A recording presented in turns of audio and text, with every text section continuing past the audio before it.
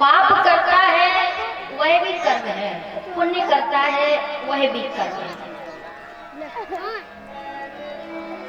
क्या कर्म करने से मनुष्य को मोक्ष प्राप्त हो जाता है, मुक्ति मिल जाती?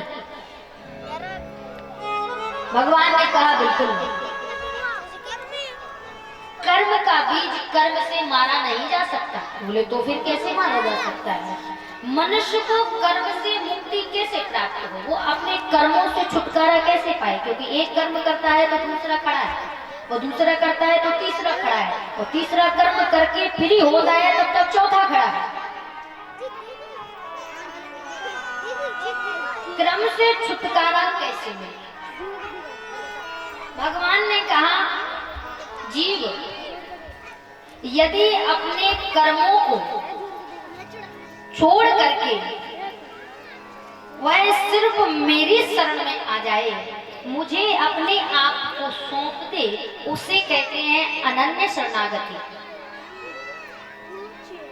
जीव जो कर्म करता है तो वो उसके फल की इच्छा रखता है, इसीलिए उसके ऊपर उसके कर्म प्रभावी बन जाते हैं। जब वो इस इच्छा को त्याग देगा, इस चिंता को त्याग देगा, सारे कार्यों को छोड़ करके, उसकी चिंता को छोड़ करके यदि वो अपने आप को मुझे समर्पित कर दे, फिर उसे कोई चिंता न रहे।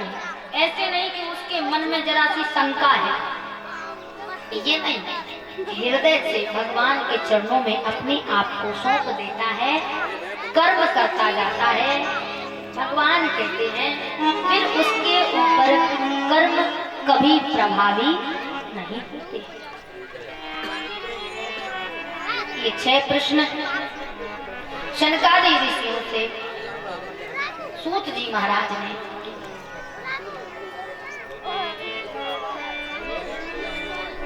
संसार का ये जीव है, जन्म लेता है, आता है और अपने कर्मों को करके जो उससे धर्म बनता है उसको करके और पुनः दोबारा से वह भगवान के पास चला जाता है। क्या इसका कोई फल, कोई तत्व उसे प्राप्त होता है? तब महाराज शनकादि ऋषि बहुत सुंदर कथा श्रवण करा। कहते हैं सूत जी, तुमने ये जो 6 प्रश्न किए हैं, इनमें तुम्हारा ही हित नहीं है, इसमें संसार के समस्त प्राणियों का हित है, सबका कल्याण है। इन्हीं 6 प्रश्नों से संसार के मनुष्य का कल्याण हो जाएगा। बोले कैसे? एतस्माद् परम किंचिन्मन्नः शूद्रैर्न ये विद्यते जन्मान्तरे भवेत् पुण्यं तदा भाग्यवतं लभेत्।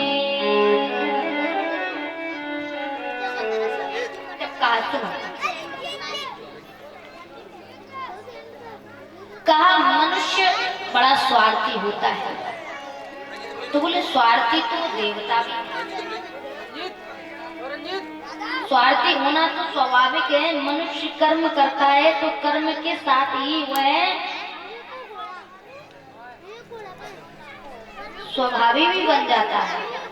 बोले कैसे? क्योंकि वो कर्म करता है तो उसके फल की इच्छा रखता है, इसलिए वो स्वभावी बन जाता है।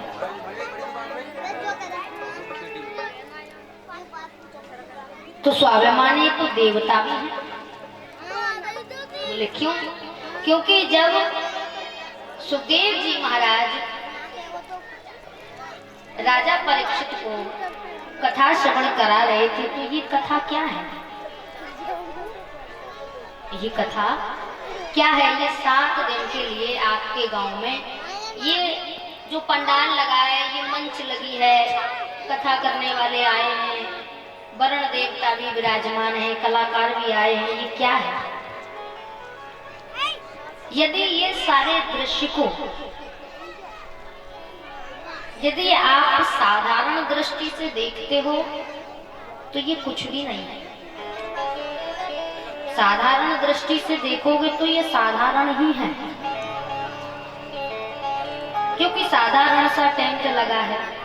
हम सब आपके गांव के ही मान लो, साधारण सा मंच लगा है, कहीं कुछ नहीं है। साधारण दृष्टि से देखो तो साधारण है, और यदि आप इसे शास्त्र की दृष्टि से देखते हो,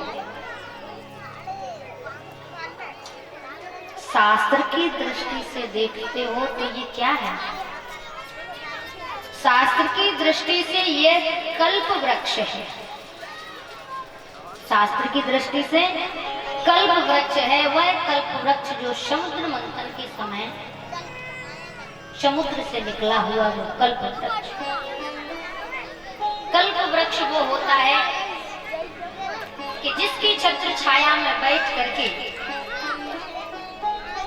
मनुष्य जिस वस्तु की, जिस चीज की इच्छा करता है वह उसे प्राप्त हो जाती है, चाहे फिर वो कैसी भी क्यों ना हो।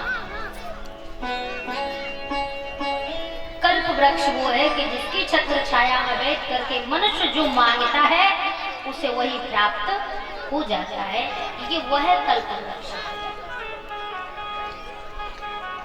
इस पंडाल में बैठे हुए व्यक्ति की जो मनोकामना होती है उसे श्रीमद्भागवत महापुराण की कथा पूर्ण करती है, उसे वह वरदान देती है, उसकी इच्छाओं की पूर्ति करती है। स्वार्थी सुखदेव जी महाराज कथा श्रवण करा रहे थे परीक्षित जी को। तो उस समय जिस समय कथा श्रवण करा रहे थे, यही कथा श्रवण कराई थी, कोई दूसरी कथा नहीं थी। श्रीमद्भागवत महापुराण की कथा, जो कथा हम और आप सभी श्रवण करते हैं 7 दिन की, वही 7 दिन में ही सुखदेव जी महाराज ने राजा परीक्षित को कथा श्रवण कराई। यही कथा श्रवण कराई। वहां पर श्रवण करने वाले परीक्षित जी महाराज थे, दूसरे सुखदेव जी महाराज थे जो कथा श्रवण करा रहे थे। कथा श्रवण कराते समय सभी देवता लोग इकट्ठे होकर के अमृत का कलश लेकर के सुखदेव जी महाराज के पास पहुंचे और कहते हैं, अरे सुखदेव जी महाराज, राजा परीक्षित को मृत्यु से भय है, क्योंकि इनको श्राप लगा है कि 7 दिन बाद इनकी मृत्यु हो जाएगी। तो इन्हें मृत्यु से भय है कि मुझे मरना है 7 दिन बाद। तो ये जो अमृत का कलश है, आप इसे राजा परीक्षित को पिला दो। तो ये जो राजा परीक्षित को आप कथा श्रवण करा रहे हो, ये कथा हमें पान करा दो,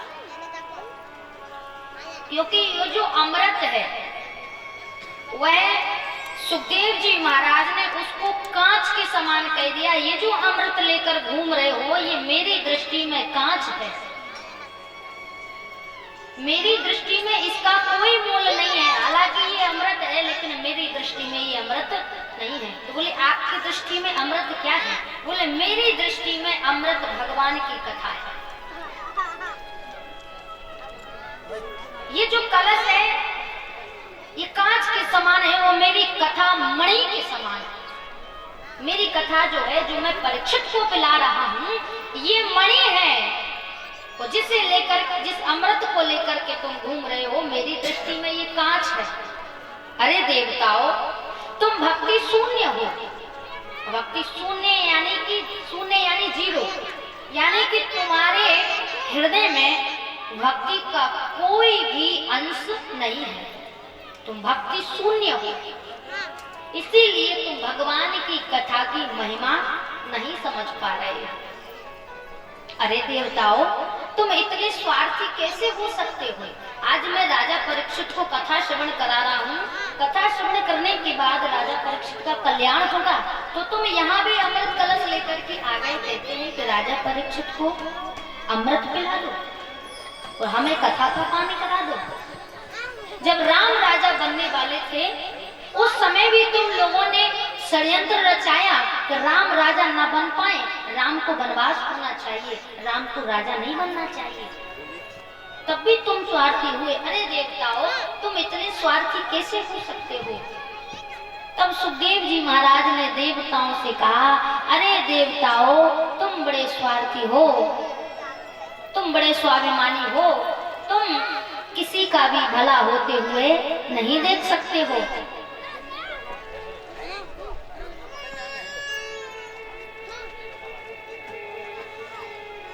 तुम किसी का भी भला होते हुए नहीं देख सकते हो। इसीलिए मैं सुखदेव कहता हूँ कि संसार में जितने भी प्राणी होंगे, जितने भी जीव जंतु होंगे, उनके लिए भगवान की कथा सुलभ होगी और तुम देवताओं के लिए ये कथा दुर्लभ होगी।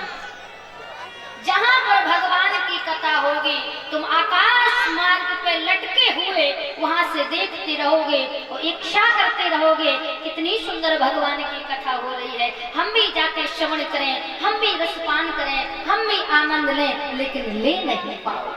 क्यों? कि तुम भक्ति शून्य हो, भक्ति का कोई भी अंश तुम्हारे हृदय में नहीं है। भगवान के प्रति भाव, भगवान के प्रति प्रेम, भगवान के प्रति वात्सल्य तुम्हारा नहीं है।